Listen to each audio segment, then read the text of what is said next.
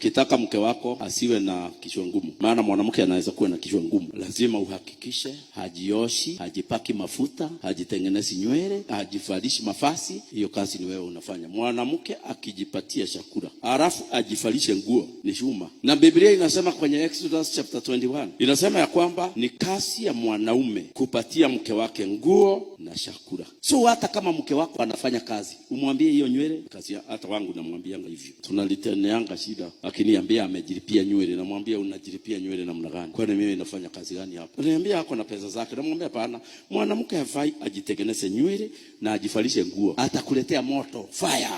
Mama anatakikana akikaa kwa nyumba, ile damu inatembea ndani yake. Ni wewe umenunua hiyo kuku. Tumeshindwa na vijana. Vijana wakianza kupendana na msichana hapa, hauone wanaenda kununulia msichana kahawa. Ndio sasa wakati kahawa yako inaenda kwa mwili wake, unamwambia ninakupenda. Anasema okay. Maana kahawa ile inatembea hata kwa kichwa na yako.